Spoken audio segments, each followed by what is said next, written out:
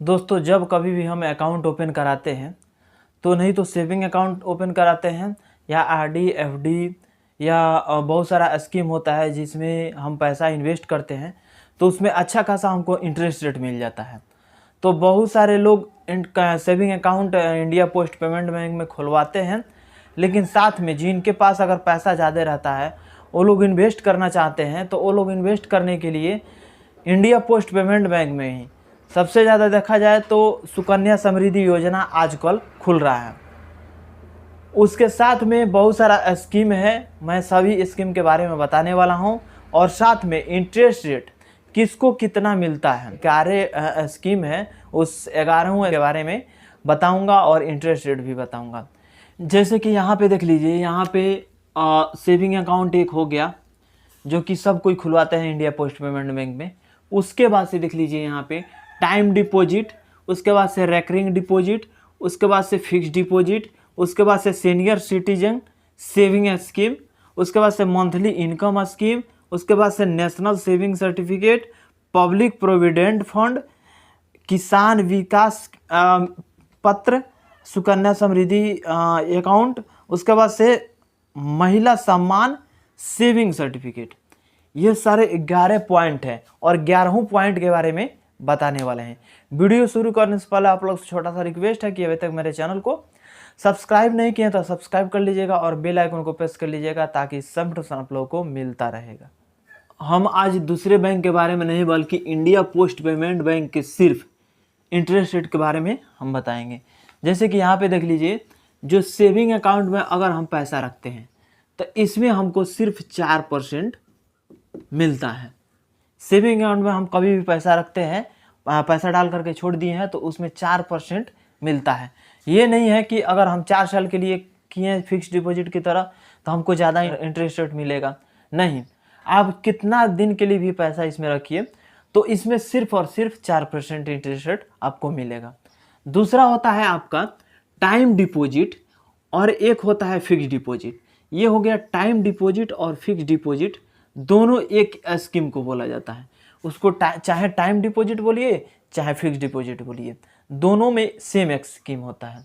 इसमें देखिए time deposit में और फिक्स डिपॉजिट में सालाना का अंतर होता है। जैसे कि मान लीजिए यहाँ पे देखिए टाइम डिपॉजिट और यह आपका फिक्स डिपॉजिट, यहाँ पे सालाना का अंतर होता है। किस प्रकार से देखिए, 1 साल के लिए कराएं तो अलग इंटरेस्ट रेट, 2 साल के लिए कराएं तो अलग इंटरेस्ट रेट, 3 साल के लिए कराइएगा तो अलग इंटरेस्ट रेट, 4 साल के लिए कराइएगा तो अलग इंटरेस्ट रेट और 5 साल के लिए कराइएगा तो अलग इंटरेस्ट रेट मिलता है। अब कितने दिन के लिए हमको फिक्स करना है ये मेरे ऊपर डिपेंड करता है, हमारे पास कितना पैसा है उसको हम देख लेंगे और कितने दिन के लिए हम इन्वेस्ट करना चाहते हैं ये देख लेंगे, तो जा करके हम इन्वेस्ट करेंगे।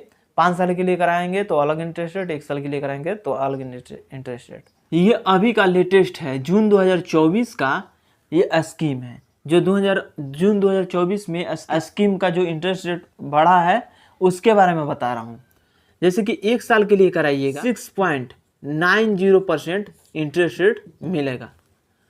उसके बाद से 2 साल के लिए कराते हैं तो 7.00% इंटरेस्ट रेट मिलेगा। 3 साल के लिए कराते हैं तो 7.10% का इंटरेस्ट रेट मिलेगा। 4 साल के लिए भी कराएंगे तो 7.10% मिलेगा। अगर यहाँ हम 5 साल के लिए कराते हैं तो 7.5% हमको इंटरेस्ट रेट मिलेगा।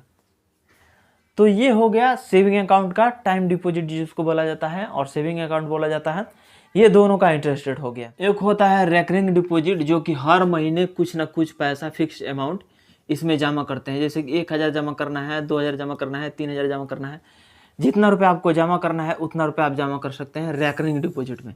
तो रेकरिंग डिपॉजिट में ये होता है कि आपको 6.70% इंटरेस्ट रेट रेकरिंग डिपॉजिट में देखने को मिल जाता है। सीनियर सिटीजन सेविंग स्कीम, और इसमें इंटरेस्ट रेट कुछ ज़्यादा मिलता है। अब क्यों मिलता है?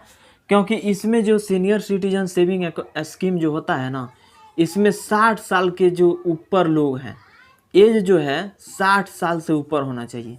तो 60 साल से ऊपर जो सीनियर सिटीजन में लोग आते हैं, तो उन लोगों का अगर इसमें ये स्कीम लेते हैं सीनियर सिटीजन वाला, तो इसमें इंटरेस्ट रेट कुछ ज़्यादा ही मिलता है। अब देखिए इसमें इंटरेस्ट रेट जो होता है ना, इसमें 8.2% होता है, 20%, 8.20% होता है सीनियर सिटीजन में। अब इसमें ये नहीं है कि सिर्फ हम पोस्ट ऑफिस में खुलवाएंगे तो इतना इंटरेस्ट रेट हमको मिलेगा, नहीं, बल्कि अगर किसी भी बैंक में खुलवाते हैं तो इसमें 8.20% इसमें इंटरेस्ट रेट मिलेगा। एक होता है इसमें आपको मंथली इनकम स्कीम, MIS, इसको MIS स्कीम बोला जाता है। इसमें क्या होता है कि आप एक बार पैसा जमा कर दिए और जितना उसका इंटरेस्ट रेट बनेगा हर मंथ में आपको उसका ब्याज हमेशा मिलते जाएगा पर मंथ। वहीं फिक्स डिपॉजिट में, रेकरिंग डिपॉजिट में जब मैच्योरिटी पूरा होता है तब जाकर का पैसा मिलता है, लेकिन इसमें नहीं। इसमें जो है आपको कभी भी पैसा फिक्स मैच्योरिटी पर नहीं मिलता है, बल्कि हर मंथ में आपको इंटरेस्ट रेट जितना बनेगा उतना पैसा मिलते जाएगा। तो इसमें इंटरेस्ट रेट कितना मिलता है इसके बारे में हम समझ लेते हैं। तो इसका जो इंटरेस्ट रेट होता है वो होता है 7.40%, इसका इंटरेस्ट रेट होता है MIS स्कीम में। ये यहाँ पे नेशनल सेविंग सर्टिफिकेट, इसमें जो है फिक्स डिपॉजिट का ही इंटरेस्ट रेट इसमें मिलता है, लेकिन इसमें अंतर क्या होता है कि ये होता है 5 साल के लिए, इसका मैच्योरिटी जो होता है 5 साल के लिए होता है। पर एनएम इसका इंटरेस्ट रेट जोड़ आता है, जैसे कि पर एनएम आपको 7.70% आपको इसमें इंटरेस्ट रेट देखने को मिलता है नेशनल सेविंग सर्टिफिकेट में। ये पर एनएम जितना मैं स्कीम बताया हूँ, हर स्कीम में इसमें मंथली आपको नहीं मिलता है, बल्कि एनएम जोड़ करके हर साल का इंटरेस्ट रेट जोड़ करके इसमें मिलता है। तो इसमें 7.70% नेशनल सेविंग सर्टिफिकेट में आपको इंटरेस्ट रेट मिलता है। पब्लिक प्रोविडेंट फंड बोला जाता है इसको। तो पब्लिक प्रोविडेंट फंड में जो इंटरेस्ट रेट आपको मिलता है वो होता है 7.10% पब्लिक प्रोविडेंट फंड में। उसके बाद से एक आता है किसान विकास पत्र।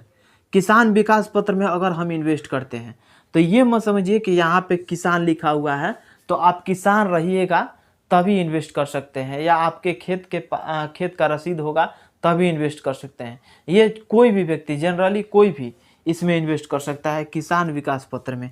इसमें 7.5% इंटरेस्ट रेट मिलता है, इससे ज़्यादा इंटरेस्ट रेट इसमें मिलता है।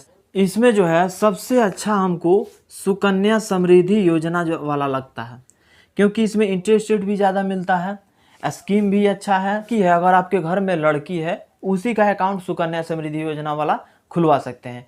इसमें जो एज होता है 10 से कम होना चाहिए, 9 साल, 8 साल, 5 साल, 3 साल, 2 साल, 1 साल, मतलब 8 से एंड 10 से नीचे एज वाली आपके घर में लड़की है तो उसका ये अकाउंट खुलवा सकते हैं।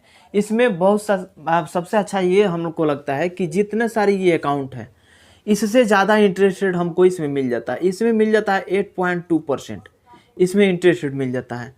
प्लस में आपको 15 साल कंटिन्यू चलाना पड़ता है। अगर 15 साल से पहले इसको तोड़ देते हैं तो जितना सारा पैसा आपका जमा हुआ है सब पैसा डूब जाएगा।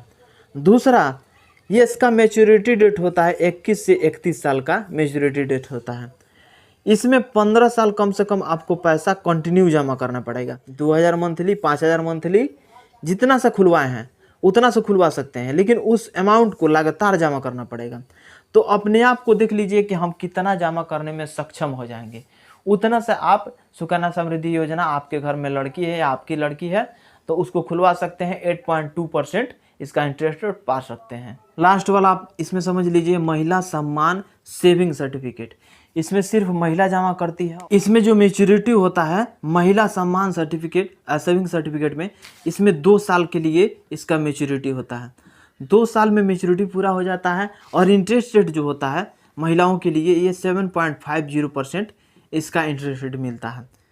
बाकी ये जानकारी कैसा लगा कमेंट बॉक्स में जरूर कमेंट करके बताइएगा। दोस्तों के पास शेयर कर दीजिएगा, एक लाइक कर दीजिएगा। मिलेंगे अगले वीडियो में। आज के लिए बस इतना ही। जय हिंद।